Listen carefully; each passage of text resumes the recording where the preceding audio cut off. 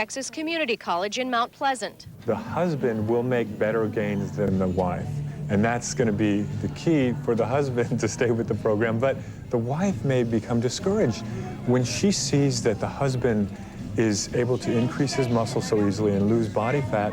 She may become a little bit discouraged, but what she should do is just be patient, because it will work for her too. You should come up from your start. Tiffany Boone, one of Tom's students, hopes to get married next year and is getting an early start to make sure she's fit to be wed. Tom shows her 3 exercises to help tone muscles. First, her triceps. You're going to keep your elbow in close to your body. Right elbow stays here, and then just press straight back. Good. And that's the hinge. Perfect. See how your triceps are working? Next, her shoulders. All 3 heads of the deltoid. So we're going to start here, and then you're going to be pressing straight up. Good. And never quite locking the elbows. And finally, the upper back. So lead with your shoulder blades. Your shoulder blades come first.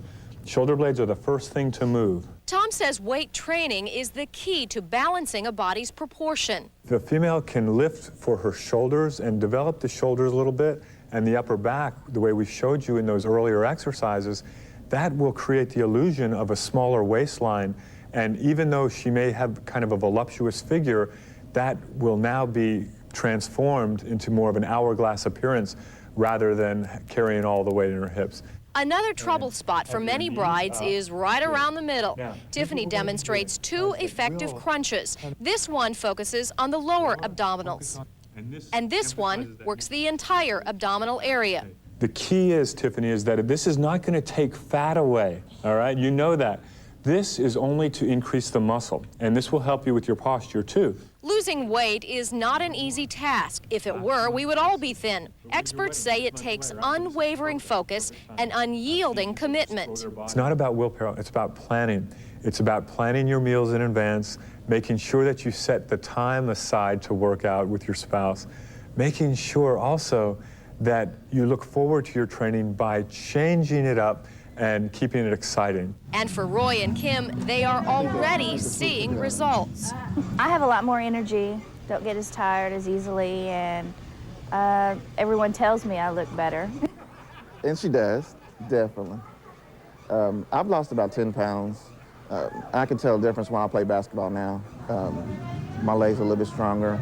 Things don't hurt as fast as they used to. And hopefully, when their big day gets here, Kim and Roy will be fit to be wed.